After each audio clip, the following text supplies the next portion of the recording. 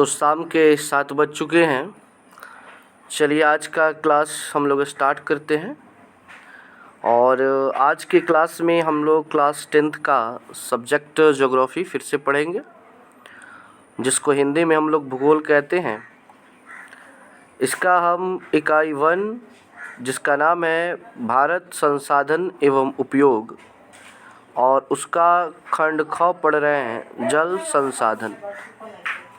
पहले चैप्टर का ये पार्ट 20 है, मतलब कहने का अर्थ है 20वां भाग है ये। अभी तक हम लोगों ने पहले चैप्टर का 19 पार्ट कंप्लीट कर लिया है।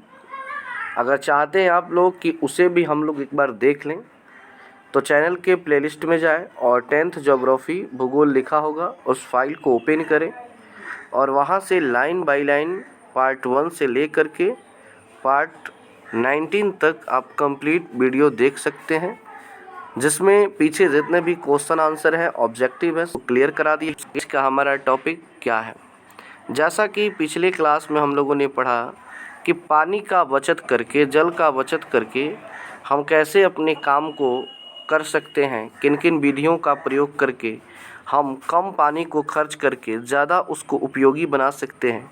इन सारे चीज़ों के बारे में हमने कल के क्लास में कवर किया था। आज का हमारा जो टॉपिक है वो है वर्षा जल संग्रहण। वर्षा जल संग्रहण का अर्थ होता है वर्षा के पानी को संग्रहण मतलब इकट्ठा करना एवं उसका पुनः चक्रण। और पुनः चक्रण का अर्थ हो गया कि नीचे से पानी का ऊपर जाना और ऊपर से पानी का नीचे आना। जैसे कि आप यहाँ पे देख रहे हैं कि एक कुंड बनाया गया है और चारों तरफ से इसको क्या किया गया है कि घेर दिया गया है, और इसके बीच में वर्षा के पानी को क्या किया गया है, इकट्ठा किया गया है। इसी को कहते हैं वर्षा जल संग्रहण। और इसका पुनः चक्रण की अगर हम बात कर लें तो पुनः चक्रण का अर्थ हो गया कि ये पानी जो है वाष्पीकरण की प्रक्रिया से सूर्य भगवान ऊपर लेकर जाते हैं, फिर बादल बना देते हैं और फिर यही पानी बारिश के रूप में नीचे आता है, फिर नीचे से ये ऊपर जाता है, फिर ऊपर से नीचे आता है। इसको कहते हैं पुनः चक्रण, ठीक है। और इसको वर्षा चक्र भी कहा जाता है या जल चक्र बोलते हैं, जल चक्र। तो यही हमारा आज का टॉपिक है, वर्षा जल संग्रहण, कि कैसे हम पानी को इकट्ठा करें और उसको उपयोगी बनाएं।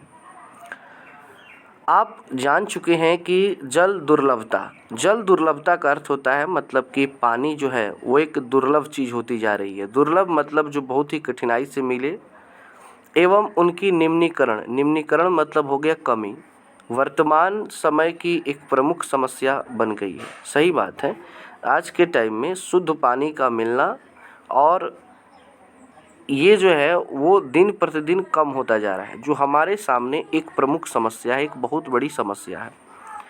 बहुउद्देशीय परियोजनाओं के विफल होने का अर्थ होता है असफल होना। जैसा कि आप लोग जानते हैं, देश के प्रथम प्रधानमंत्री पंडित जवाहरलाल नेहरू जी ने बहुउद्देशीय परियोजना के अंतर्गत कई जगह बांध बनवाए जिनसे कई सारे लाभ लिए जा सकें, परंतु ये पूरी तरह से सक्सेस नहीं हुआ। तो वही कहा जा रहा है कि बहुउद्देशीय परियोजनाओं का विफल होना और इसके विवादास्पद मतलब कि जिसमें विवाद है, झगड़ा हुआ, लड़ाइयाँ हुई, आंदोलन हुए, होने के कारण वर्षा जल संग्रहण एक लोकप्रिय जल संरक्षण का तरीका हो सकता है। तो जहाँ तक बहुउद्देशीय परियोजनाओं को हटा दें तो सबसे शानदार तरीका है पानी को इकट्ठा करने का, तो वो है वर्षा जल संग्रहण। यानी कि पानी को हम किसी टैंक में या किसी जगह पे इकट्ठा करके उसको रिफाइन करके यूज करें तो काफ़ी हद तक पानी की समस्या को ख़त्म किया जा सकता है। प्राचीन भारत में उत्कृष्ट जलीय निर्माण एवं जल संग्रहण ढांचे पाए जाते थे। बात हो रही है प्राचीन काल में, तो प्राचीन काल में भी जलीय निर्माण यानी कि जल को बचाने के लिए बहुत सारे तरीके अपनाए जाते थे। तत्कालीन भारतीयों को वर्षा पद्धति एवं मृदा गुणों का गहरा ज्ञान था। यानी उस समय के जितने भी भारतीय थे, जो पढ़े लिखे लोग थे, उन लोगों को बारिश के बारे में और वहाँ के मिट्टी के बारे में बहुत अधिक ज्ञान था। जिसमें एक व्यक्ति थे चाणक्य, ये देख रहे हैं ना, ये हैं चाणक्य। तो ये भी बहुत पानी को सेव करने के लिए, पानी को बचाने के लिए बहुत सारा काम किए हैं। तो बताया जाता है इतिहास में कि प्राचीन काल में चाणक्य का स्थान हर क्षेत्र में बहुत आगे था, जिसमें वो पानी के क्षेत्र में भी बहुत अधिक कार्य किए थे। क्योंकि भारत के ये क्या थे, प्रधानमंत्री थे। राजा के बाद जो होते थे उनको प्रधानमंत्री कहा जाता था। तो ये पानी को बचाने के लिए बहुत सारी पद्धतियाँ अपनाते थे और इनको इतना ज्ञान था कि कब बारिश होगी, क्या होगी, इन सारी चीज़ों का ये मतलब बहुत ज़्यादा ज्ञान रखते थे। एक बात है कि देखिए, पानी कहा जाता है कि जहाँ पे भीड़ लगती है वहाँ पर और ज़्यादा भीड़ लगती है, मतलब भीड़ को देखकर भीड़ और जमा होती है। देखिएगा, जिस कोचिंग या स्कूल में अधिक बच्चे होते हैं वहाँ पर ज़्यादा से ज़्यादा बच्चे जल्द से जल्द जुड़ जाते हैं। आप लोग भी किसी कोचिंग या स्कूल में पढ़ते होंगे तो आप लोग भी उसी जगह जाना पसंद करते हैं जहाँ पर ज़्यादा भीड़ हो, क्योंकि लोगों के मन में ये बात होती है कि जहाँ पे ज़्यादा भीड़ है वहीं पे अच्छा होगा, जहाँ पे कम भीड़ है वो अच्छा नहीं होगा। आप लोग यूट्यूब पर वीडियो देखते हैं तो आप लोग भी उसी वीडियो को देखना पसंद करते हैं जिसको ज़्यादा लोगों ने देखा हो। कम लोग देखते हैं तो उसको ज़्यादा आप देखना पसंद नहीं करते हैं, जबकि कोई ज़रूरी नहीं है कि जो कम चला है वो अच्छा नहीं होगा।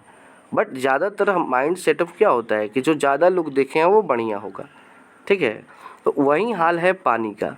पानी भी वहीं पे ज़्यादा होता है जहाँ पे पहले से पानी हो।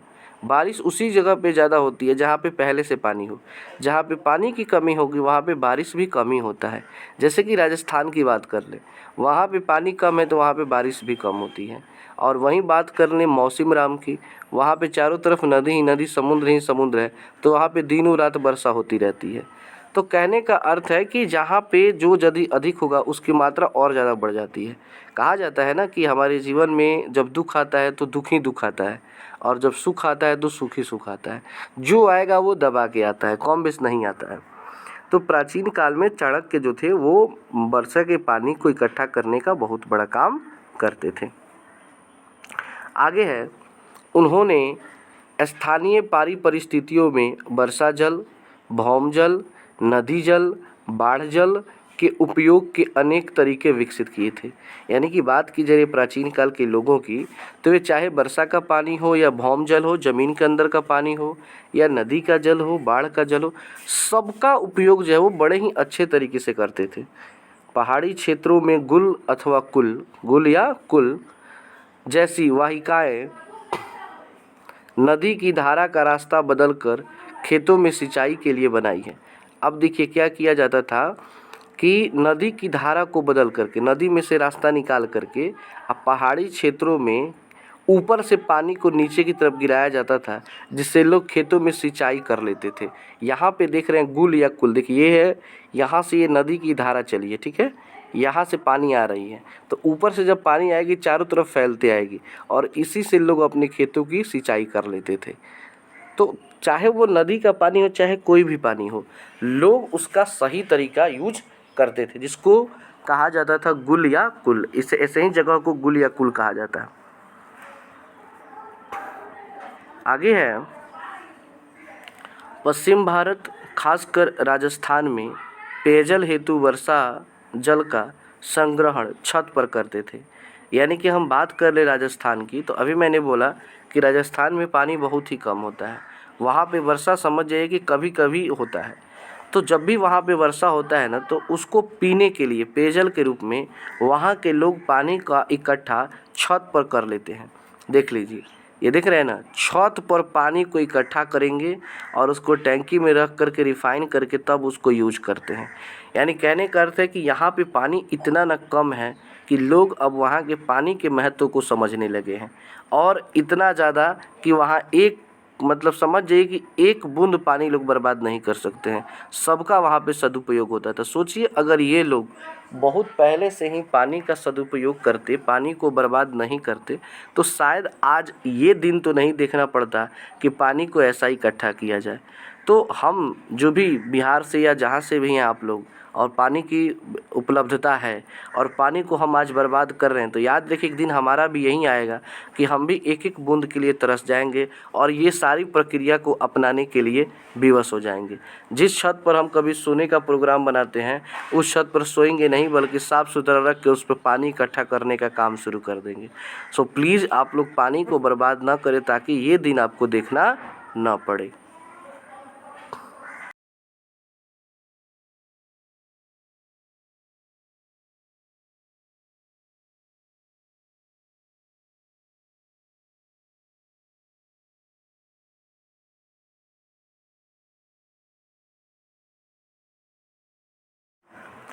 आगे बढ़ते हैं और देखते हैं। पश्चिम बंगाल में बाढ़ के मैदान में सिंचाई के लिए बाढ़ जल वाहिकाएं बनाने का चलन था। मतलब आप बात कर लें पश्चिम बंगाल में, जहाँ पे हाल फिलहाल चुनाव हुआ है और फिर से ममता दीदी का सरकार बना हुआ है, तो वहाँ पे बाढ़ के मैदान में, यानी कि जिस साइड में बाढ़ आती है वहाँ पे सिंचाई के लिए बाढ़ जल वाहिकाएं बनाने का चलन है। मतलब कि वहाँ पर बाढ़ के पानी से लोग सिंचाई का काम करते हैं, अगल बगल के गांव वाले, ठीक है ना। जैसे कि यहाँ पे क्या होगा कि बड़े बड़े ये बाढ़ वाहिकाएं क्या होती हैं, बड़े बड़े गड्ढे खोद दिए जाएंगे। तो जब इस गांव में बाढ़ आएगा तो पानी इसमें आके भर जाएगा, और फिर जब बाढ़ चला जाएगा तो जितना पानी इसमें इकट्ठा हो जाएगा, इसी पानी से लोग फिर से खेती करने का काम शुरू कर देते थे, सिंचाई का काम कर देते थे। तो ये तरीका अपनाते थे कहाँ के लोग, पश्चिम बंगाल के लोग। इसको कहते हैं बाढ़ जल वाहिकाएं। आगे है, शुष्क एवं अर्ध शुष्क क्षेत्रों में वर्षा जल को एकत्रित करने के लिए गड्ढों का निर्माण किया जाता था। शुष्क मतलब होता है कि जहाँ पे ठंडी पड़ता है या थोड़ा कम ठंडी पड़ता है, तो वैसे जगह में वर्षा जल को एकत्रित करने के लिए क्या बना दिए जाते थे, गड्ढे बना दिए जाते थे, जिससे मृदा सिंचित कर खेती की जा सके। इसमें क्या होता था, मिट्टी को सिंचित कर, यानी कि मिट्टी की सिंचाई कर इन पानी से क्या होता था, खेती की जाती थी। उसे राजस्थान के जैसलमेर में खादीन तथा अन्य क्षेत्रों में जोहड़ के नाम से पुकारा जाता था। यानी कि मिट्टी की सिंचाई करना, बाढ़ के पानी से, गड्ढों के पानी से मिट्टी की सिंचाई करना राजस्थान के जैसलमेर में क्या कहा जाता है, खादीन कहा जाता है। और जगहों में, राजस्थान की और जगहों में इसको जोहड़ के नाम से पुकारा जाता है। तो ये बात आप बिल्कुल याद रखिएगा कि गड्ढों के पानी से या बाढ़ के पानी से राजस्थान में जो सिंचाई की जाती है, जैसलमेर में खास करके, तो उसको किस नाम से जानते हैं, तो उसे हम लोग कहेंगे खादीन, और अन्य क्षेत्रों में इसको जोहड़ के नाम से जाना जाता है। राजस्थान के चिरानो, फलोदी और बाड़मेर जैसे शुष्क क्षेत्रों में पेयजल का संचय भूमिगत टैंक में किया जाता है, जिसे टाँका कहा जाता है। मतलब आप चले जाइए राजस्थान में, फलोदी, बाड़मेर जैसे बहुत सारे शुष्क क्षेत्र हैं जहाँ पे पानी की बहुत कमी है, तो वहाँ पे पीने के पानी को इकट्ठा कैसे किया जाता है, तो भूमिगत टैंक में किया जाता है। भूमिगत टैंक का अर्थ हुआ कि यहाँ पे आप एक पिक्चर देख लीजिए, इनार के जैसा बना है, कुआं के जैसा, लेकिन ऐसा नहीं कि इतना ही बड़ा है, बहुत नीचे से आया है, और एक टंकी बना दिया गया है भूमिगत। भूमिगत मतलब ज़मीन के अंदर, और इसमें पानी को इकट्ठा कर लिया जाता है, तो इसे राजस्थान में टाँका कहा जाता है। राजस्थान में क्या कहते हैं, इसको टाँका कहते हैं। तो अगर आपसे क्वेश्चन ये हो जाए कि टाँका किसे कहते हैं, तो हम कहेंगे कि राजस्थान में बहुत सारे शुष्क क्षेत्र है जहाँ पे पानी, पीने वाले पानी को भूमिगत टैंक में इकट्ठा किया जाता है, जिसको टाँका कहा जाता है। और टाँका इसी को, राजस्थान में अगर जाने का कभी मौका मिले तो आप लोग देख लीजिएगा, ऐसा आपको जहाँ भी दिखाई देना तो समझ जाइए कि इसमें पानी को इकट्ठा किया जाता है और इसको टाँका कहा जाता है। यह प्रायः आंगन में हुआ करता है, मतलब ज़्यादातर लोग इसको कहाँ बनवाते हैं, अपने आंगन में बनवाते हैं, जिसमें छत पर संग्रहित जल को पाइप के द्वारा जोड़ दिया जाता है। यानी कि छत पर जो पानी इकट्ठा होता है उसको पाइप के द्वारा इसमें डाल दिया जाता है। इस कार्य में राजस्थान की एनजीओ मतलब होता है नॉन गवर्नमेंटल ऑर्गेनाइजेशन, मतलब गैर सरकारी संगठन, मतलब ये सरकारी नहीं होता है, प्राइवेट होता है, कुछ लोग मिल करके जो समाज की भलाई के काम करते हैं उसको एनजीओ बोलते हैं। तरुण भारत संघ, उस एनजीओ का नाम क्या है, तरुण भारत संघ, पिछले कई वर्षों से कार्य कर रही है। मतलब कि इन टाँका को घर घर में लगाने के लिए तरुण भारत संघ एक एनजीओ है जो लगातार प्रयास कर रही है कि लोगों के घर में पानी की कमी न हो, ताकि इस टैंक को बनाया जा सके। मेघालय के शिलांग में, मेघालय का राजधानी कहाँ पे? शिलांग है, में छत वर्षा जल संग्रहण आज भी परंपरागत रूप में प्रचलित है। तो अगर आप कभी मेघालय जाते हैं तो वहाँ की राजधानी शिलांग में जाइएगा तो आज भी लोग वहाँ पे छत वर्षा जल संग्रहण, मतलब आज भी छत पर लोग पानी को इकट्ठा करके और उसको यूज करते हैं। और अब मैं कुछ देर पहले मैं बताया था, यही है छत वर्षा जल संग्रहण, कि छतों पर पानी को इकट्ठा करके टैंकी में डाल देना ही क्या कहलाता है? छत वर्षा जल संग्रहण कहलाता है। फिर अगर हम बात करते हैं पश्चिमी राजस्थान में इंदिरा गांधी नहर के विकास से इस क्षेत्र को 12 मासी पेयजल उपलब्ध होने के कारण से यहाँ वर्षा जल संग्रहण की उपेक्षा हो रही है। यो खेदजनक है। देखिए समझिएगा बात को। आज राजस्थान के पश्चिमी क्षेत्रों में चले जाइए तो वहाँ पे इंदिरा गांधी नहर का विकास हो गया, मतलब नहर बन गया। नहर बनने के चलते उसमें पानी आ गया है 12 महीना, 12 मासी का अर्थ हुआ कि 12 महीना सालों भर उसमें पीने का पानी उपलब्ध हो गया है। अब इसके चलते वहाँ के लोग मुहजूर हो गए हैं। मतलब कहने का अर्थ है कि लोग वहाँ पे फिर से लापरवाही करना शुरू कर दिए हैं, उसका लोग वैल्यू नहीं दे रहे हैं, उसको बर्बाद कर रहे हैं फिर से, जो खेदजनक है। खेदजनक मतलब दुख की बात है। परंतु कुछ घरों में आज भी टाँका उपलब्ध है, लेकिन आज भी कुछ लोग वहाँ समझदार हैं जो लोग टाँका का यूज करते हैं। और साथ ही साथ ये आप नहर देख रहे हैं ना, यही नहर इंदिरा गांधी नहर है जो राजस्थान में है, पश्चिमी राजस्थान में। तो इस पानी को आज भी कुछ समझदार लोग हैं जो यूज उसका करते हैं अच्छे तरीके से, उन्हें इसका महत्व पता है। लेकिन आज भी कुछ वहाँ पे चोट्टा टाइप के लोग हैं जो लोग पानी को बर्बाद करते हैं, पानी का दुरुपयोग करते हैं, क्योंकि उन्होंने खास करके जो आज की पीढ़ी है वो कर रही है। जो पहले की लोग हैं ना वो दुख झेल चुके हैं, तो वो कभी भी पानी को बर्बाद तो कर ही नहीं सकते हैं, चाहे कुछ भी हो जाए, क्योंकि वे उस दुख से गुजर चुके हैं जो उन्होंने पहले देखा है। ऐसा बात नहीं कि राजस्थान में आज सब चीज़ अवेलेबल है, पानी एकदम भरपूर मात्रा में नहीं है, आज भी नहीं है, बस थोड़ा सा बढ़ा हुआ है सरकार के प्रयास से। लेकिन होता है ना कि मन चढ़ जाता है, मन चढ़ना समझते हैं ना, थोड़ा सा आपके घर में कुछ का व्यवस्था हो गया अच्छा खासा खाना पीने का, तो कितने लोगों का मन चढ़ जाता है। कर्नाटक के मैसूर जिले में स्थित गंडाथूर गांव में छत जल वर्ष संग्रहण की व्यवस्था 200 घरों में है। यानी अब कर्नाटक में चले जाइए तो वहाँ पे एक मैसूर जिला है, तो वहाँ पर गंडाथूर गांव है, गांव का नाम गंडाथूर गांव है। वहाँ पे 200 घर है जहाँ पर आज भी छत पर बारिश के पानी को इकट्ठा किया जाता है, जो जल संरक्षण की दिशा में एक मिसाल है। इनके ढांचों की जानकारी कुछ चित्र दिए गए हैं। वर्तमान समय में महाराष्ट्र, मध्य प्रदेश, राजस्थान एवं गुजरात सहित कई राज्यों में वर्षा जल संरक्षण एवं पुनः चक्रण किया जा रहा है। तो ऐसे कई सारे राज्य हैं जहां आज भी वर्षा के पानी को इकट्ठा किया जा रहा है और उसको सुरक्षित रखा जा रहा है। तो ये हमने आज की क्लास में क्या पढ़ा कि वर्षा के पानी को कैसे हम इकट्ठा कर सकते हैं, उसको कैसे बचा सकते हैं और अपने भविष्य में इसका प्रयोग कर सकते हैं। तो ये था हमारा आज का भाग 20। हम लोग कल पढ़ेंगे पार्ट 21 और इस चैप्टर को कंप्लीट करेंगे। कल ये चैप्टर समाप्त हो जाएगा और उसके अगले पार्ट में इसके ऑब्जेक्टिव, लघु उत्तरीय, दीर्घ उत्तरीय क्वेश्चन को करा दिया जाएगा।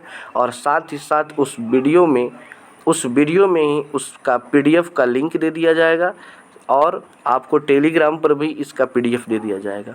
तो बस आज के लिए इतना ही। इसी तरह का वीडियो आपको देखने के लिए लगातार चैनल को सब्सक्राइब करके बेल आइकन दबा लें, और वीडियो अच्छा लगा हो तो लाइक करें, वरना डिसलाइक करें। और डिसलाइक करने के बाद आप अपना सुझाव ज़रूर दें अपने कमेंट बॉक्स में, ताकि हम अगली बार उसमें सुधार कर सकें। धन्यवाद।